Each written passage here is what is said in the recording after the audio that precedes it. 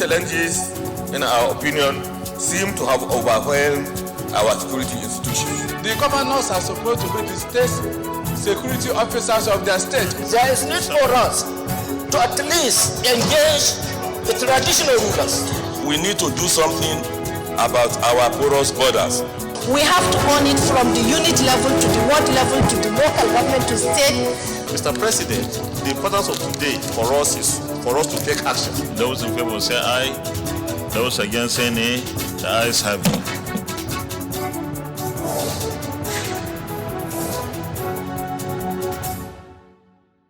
We need our citizens to be part and parcel of our security architecture. Senate President advocates more citizens' involvement in security matters. And the only way we can do it is to make sure that this is paid monthly. Bill to regulate rent payment in the FCT scaled second reading. Welcome to Inside the Senate. I am Hussaina Amina Aboki, your guide. The Senate last week received the report of the committee that investigated the End-Sars protest in Calabar. Details of their findings as well as recommendations are contained in this episode of the program. We also have reports of bills at second reading alongside other deliberations during plenary of Tuesday 1st to Thursday 3rd February 2022. And from the office of the Senate President, we have a report of a courtesy call as well as a session of the Finance Committee with revenue-generating agencies on how to generate more income to address deficits in the 2022 budget. This and more in this episode of Inside the Senate. Stay tuned for the details after the break. The Senate will send a message to the President to reap opportunities from that. To raise a matter of urgent public importance. And we are aware that when this particular motion comes up, for a longer term development, arise to second the motion. Those in favor of this prayer say aye. Those against say nay. The ayes have it.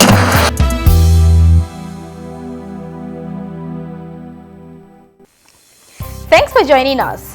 Recall the debate by the Senate on Tuesday the 24th of November 2020 on the mayhem visited on the city of Calabar in Cross River State by hoodlums who hijacked the End-Sars protest on the 23rd and 24th of October 2020.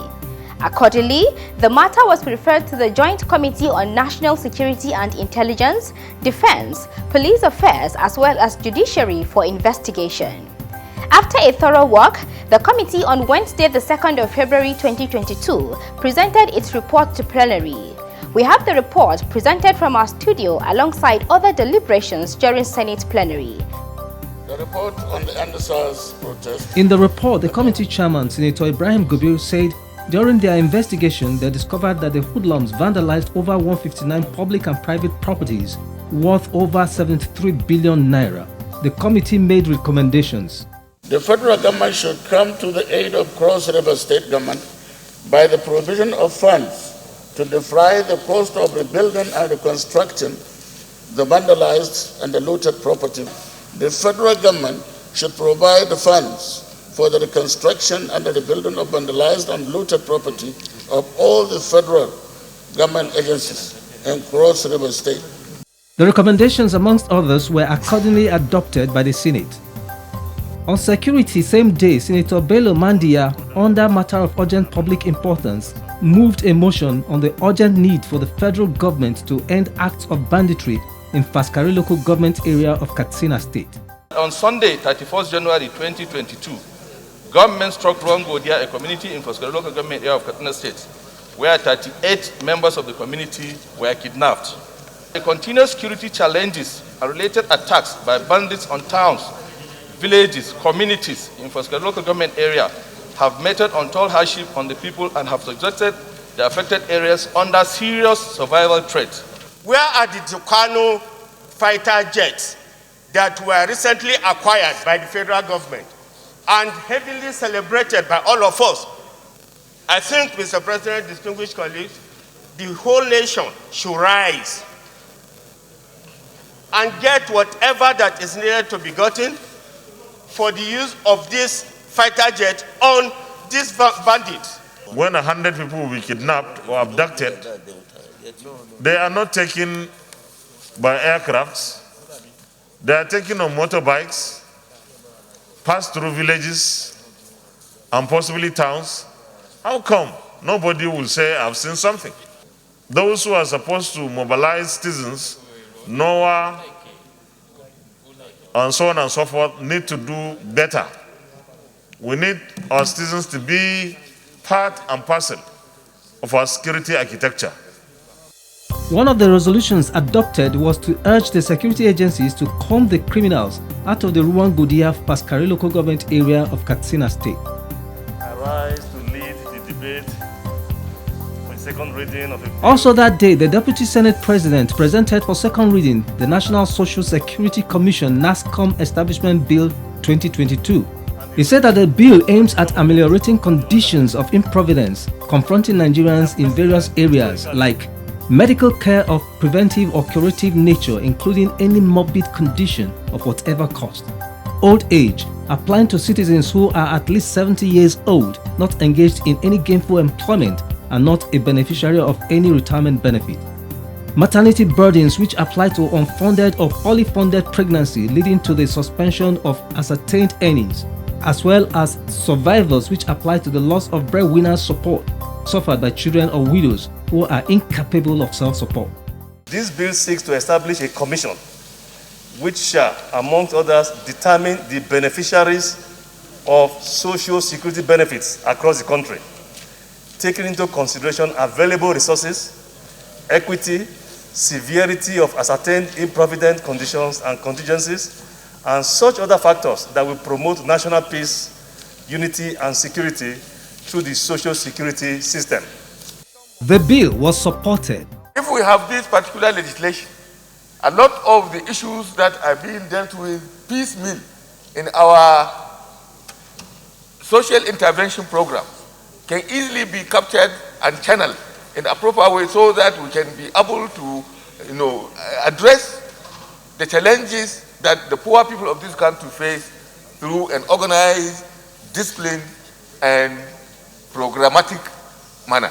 A nation is judged by the kind of attention it pays to the vulnerable, the weak, and the have-nots in a society. And I think our nation must not be judged continuously on the basis of our lackadaisical attitude to those who are dearly in need, either through some very debilitating sickness, like we have seen, or maybe those who suffer from accidents at no fault of theirs and are left to their fate. Accordingly, the bill scaled second reading and was referred to the Committee on Establishment to report back in 4 weeks. Also same day, the National Veterinary Research Institute Gombe Establishment Bill was presented for second reading by Senator Saidu Alkali. To support animal production and health in Nigeria and beyond.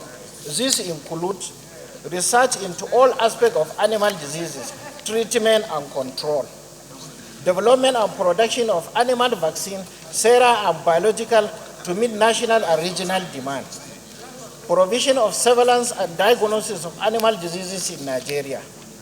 The bill was read a second time and referred to the Committee on Agriculture to report back in 4 weeks. Now to our notebook segment. Stay tuned for our topic of the week.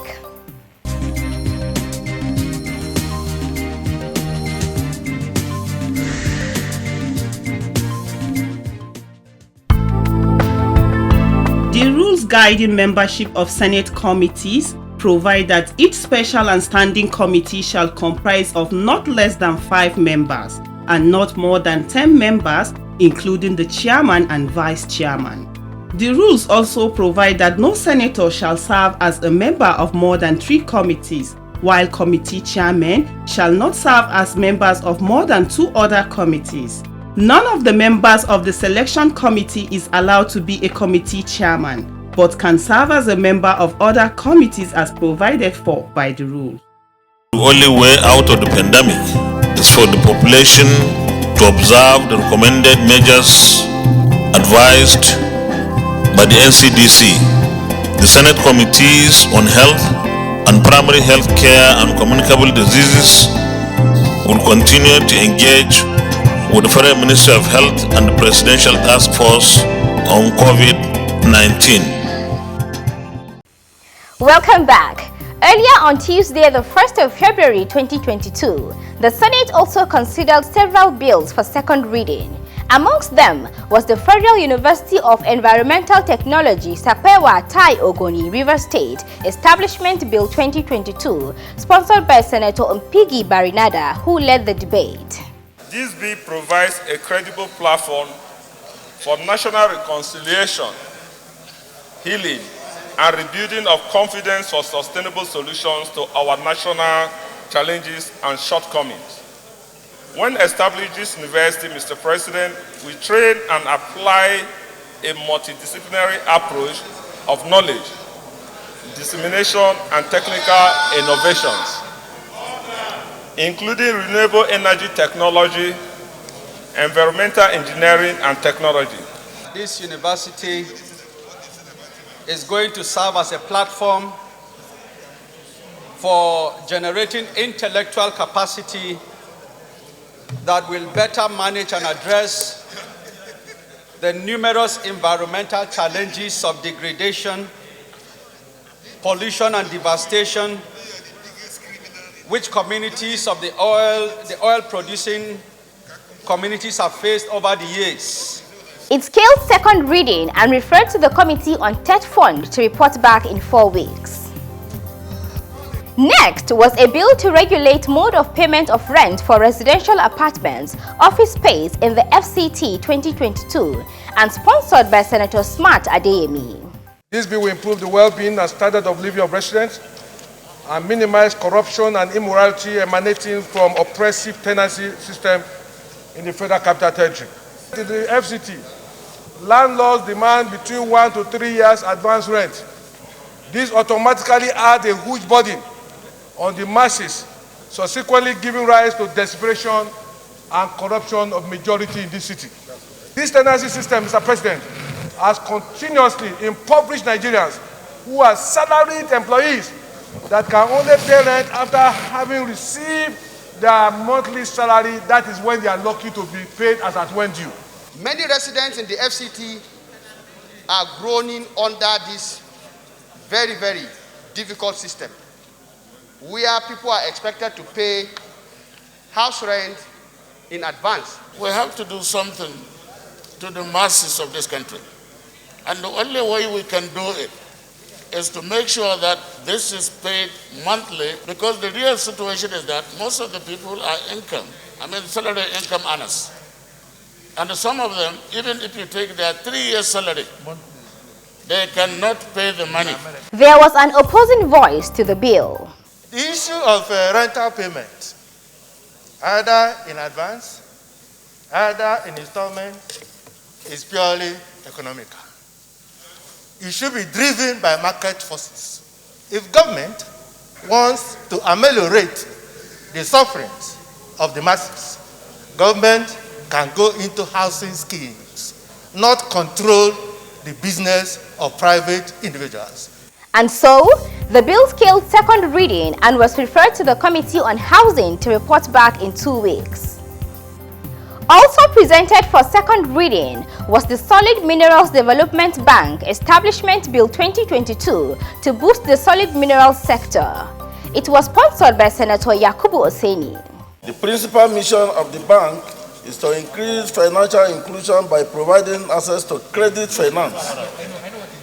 The bank will also support medium to long-term lending with duration of up to 10 years and a moratorium of up to 18 months. This will enable borrowers in the sector to have a lengthy period to repay the loan from the Solid Mineral Development Bank. We have seen when the federal government, this very government, decide to fund agriculture, decide to fund the grains, and you could see today what the nation is doing with rice and all those attendant agricultural products. So setting up banks that will support the mining sector, it will just, it's a no-brainer. if we want to get it right. After second reading, the bill was referred to the Committee on Solid Minerals to report back in 4 weeks. The National Health Act No. 8, 2014, Amendment Bill 2022, sponsored by Senator Yahaya Oluriegbe, was also presented for second reading same day. This bill is proposed to provide for the role of private sector in the healthcare services in order to improve the private sector participation in the health sector, to empower the permanent secretary of the ministry to preside over the affairs of National Council in the absence of the minister, to provide for health security and review basic care health fund provision, and for other related matters. When the COVID broke all over the world, we found out in our country that we were never prepared for it. All the issues, all the infrastructure, and all the provisions that we have made over the years were rubbished by the pandemic. And then, of course, there was the need now to start providing funds to be able to meet up with the challenges that we had as a country. To drive health needs of our people, we need to put everything together, both the public and the private sector. This is what we need. The bill scaled second reading and referred to the Committee on Tertiary Health to report back in 4 weeks.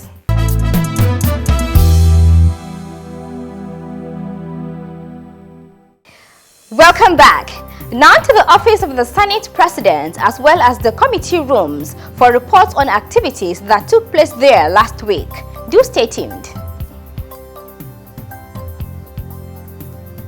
The Senate President received the student wing of Coalition of Northern Groups on courtesy call to his office on Wednesday, the 2nd of February 2022.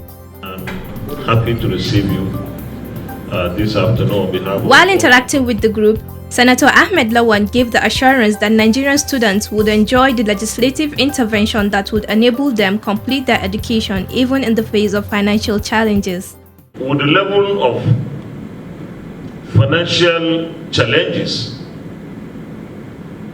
that some of us, or many, are facing, the intervention of government has even become more important and more imperative.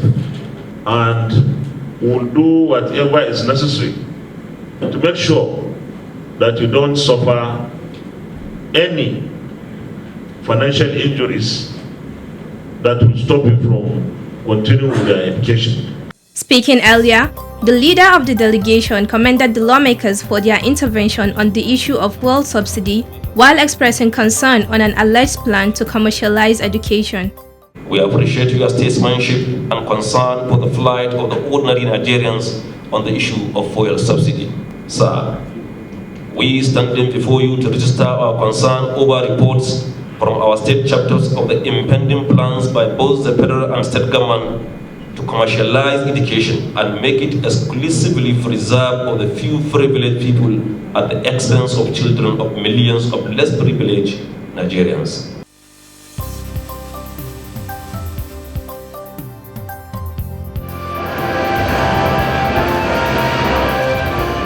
Meanwhile, increased revenue generation to finance deficits in the 2022 budget was the subject of an interactive session between the Senate Committee on Finance and some of the nation's revenue-generating agencies. This was on Monday, the 31st of January 2022. Ladies and gentlemen of the press.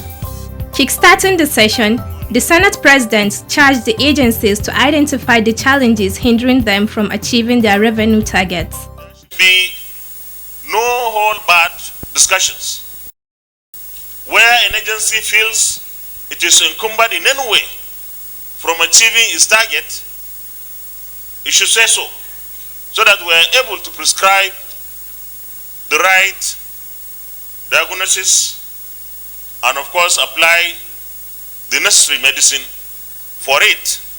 Distinguished members of Committee on Finance here present. Earlier in an address, the Finance Committee Chairman, Senator Solomon Olamilekan, expressed the need to end deficit budgeting through generating more revenue, amongst other things.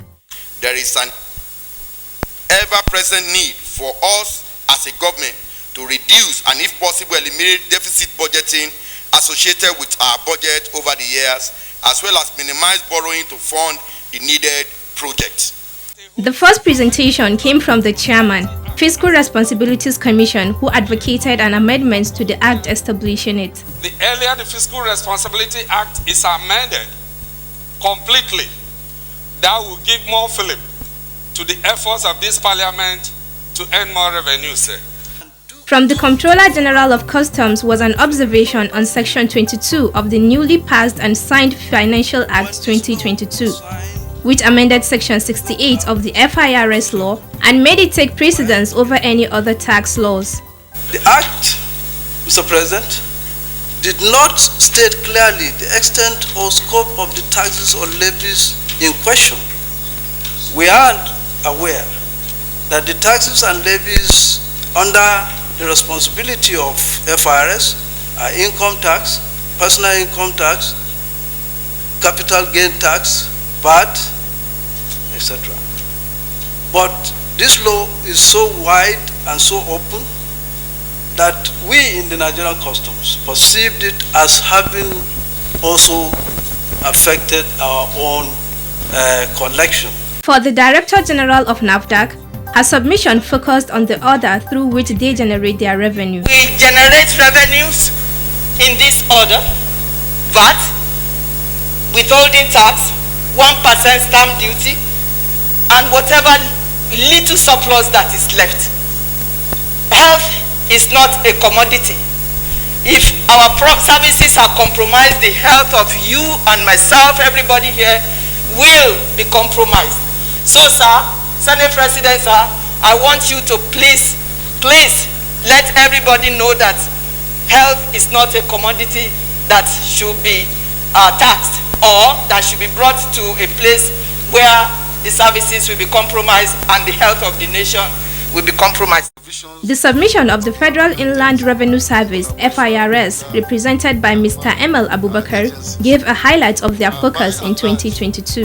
Deployment of technology and ICT solutions will be our main focus in achieving our targets in 2022.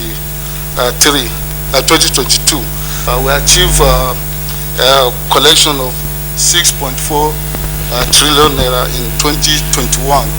We are going to leverage on all the strategies adopted to ensure that we sustain in our field in that direction. The rest of the session continued behind closed doors, at the end of which the committee promised to present a final report to Senate plenary. We'll now take a break for our profile segment. Stand by for our Senator of the Week.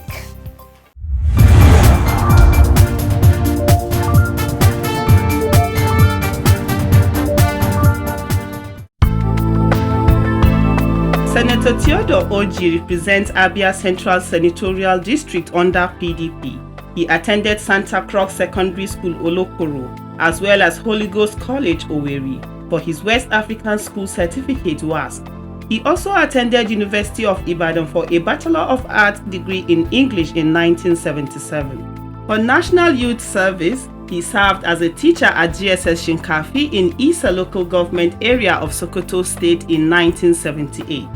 Senator Theodore Oji held various appointments in the then civil service of the then Imo State from 1979 to 1981.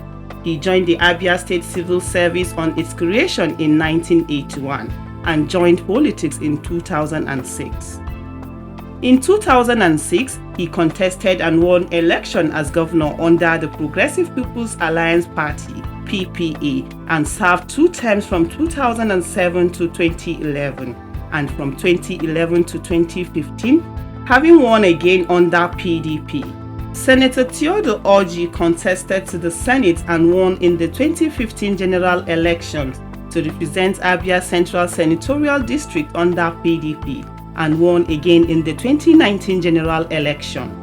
In the Senate, he is Chairman Senate Committee on Privatization and a member of several other committees.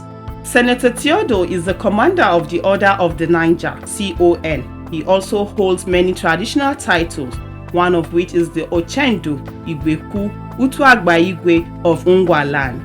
His legislative interests include promotion of local manufacturing, infrastructural development, and education.